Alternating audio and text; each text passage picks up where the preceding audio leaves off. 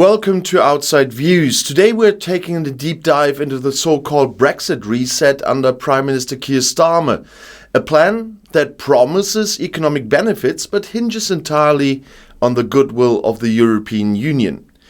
The UK's economy has suffered deeply from Brexit, and despite political rhetoric to the contrary, nearly all economic reports confirm the losses. And now, with a, not-so-new government in place, there is a renewed push to repair at least some of the damage, but the challenge is immense. The UK is not seeking re-entry into the single market or customs union, at least not officially, but rather a form of new deep alignment that would offer better trade conditions without the full obligations of EU membership. And the big question is, will the EU even consider it? And if so, at what cost? A new report commissioned by Best for Britain and carried out by the Frontier Economics suggests that by aligning more closely with the EU, the UK economy could experience an increase in economic growth of up to 2.2%. This might not sound dramatic, but in the context of a sluggish UK economy teetering on the edge of recession, it could provide the boost Starmer and Chancellor Rachel Reeves need to put their economic plans back on track. What's particularly noteworthy is that this growth is largely dependent on how much the UK aligns its rules and standards with those of the EU. The report finds that aligning both goods and services regulations with the EU could yield between 1.7 and 2.2% growth, while aligning only goods regulations would bring between 1 and 1.5%.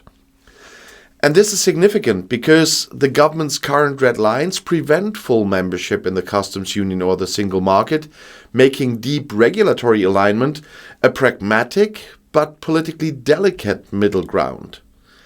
The findings align with the UK government's own internal estimates of what can be achieved in the ongoing Brexit reset negotiations. Chief negotiator Nick Thomas-Symonds is aiming for a deal within 3 months, but experts warn that this will require substantial goodwill from the EU, something that is far from guaranteed. After years of Brexit-related instability, legal disputes and broken promises, trust between the UK and the EU is at an all-time low. The EU will not simply roll out the red carpet for Britain's return to closer economic ties without stringent conditions. One of the key elements of Starmer's strategy is to offer increased cooperation on defence and security, areas where the UK still holds considerable influence. The Prime Minister has been engaging EU leaders in high-level meetings and private dinners, hoping to build rapport and make the case for a more pragmatic approach to trade relations. And there is some logic to this approach.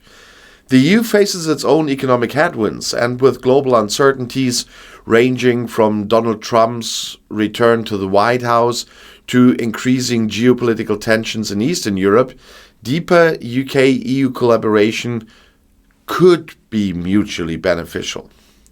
But will the EU see it that way? To understand the complexities, we must look at the impact of Brexit on both sides. For the UK, the consequences have been profound.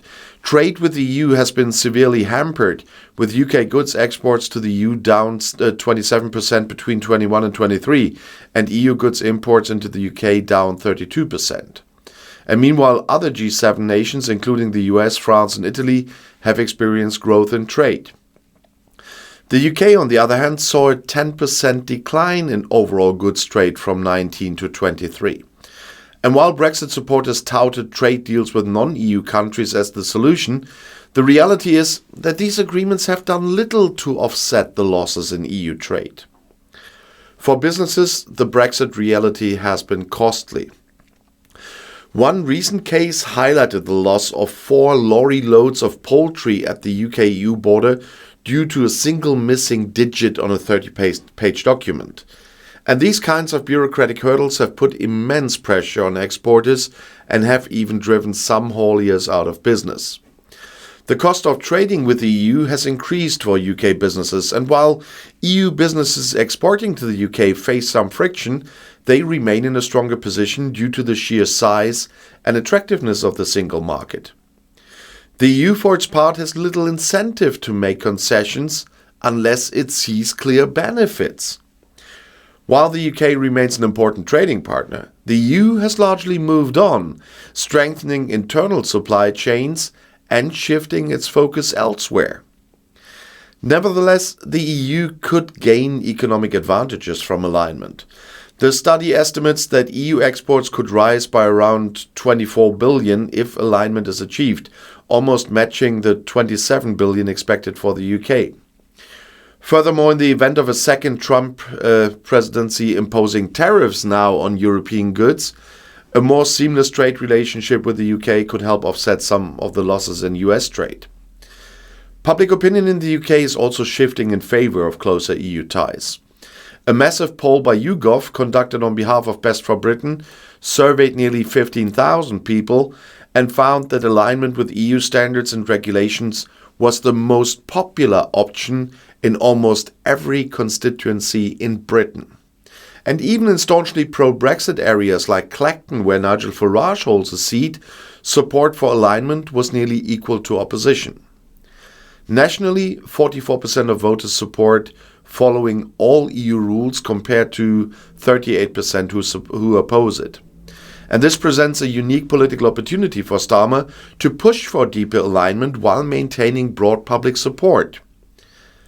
Despite these potential gains, there are clear obstacles. The EU will not allow the UK to cherry-pick which parts of the internal market it wants access to. And this means that any move toward alignment would likely come with conditions that might be politically unpalatable in the UK. Additionally, regulatory alignment without formal EU membership means that the UK would have to follow rules it has no role in shaping. And while this is a preferable outcome to continued economic stagnation, it raises questions about the UK's long-term strategy. Starmer's Brexit reset is a delicate balancing act. It offers economic relief, but requires EU cooperation, and as I said, which is far from guaranteed. The EU will likely approach any negotiations cautiously, wary of past UK behaviour and unwilling to grant easy concessions.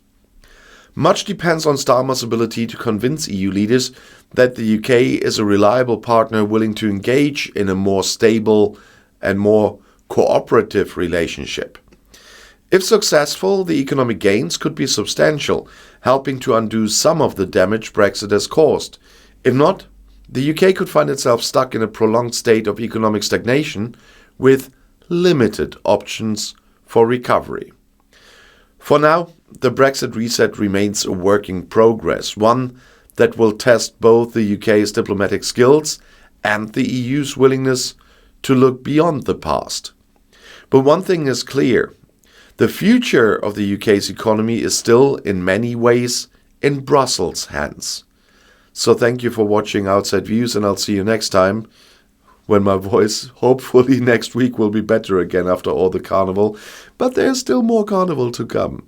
Nevertheless, if you want to see another video right now, the next one is right here in the end screen.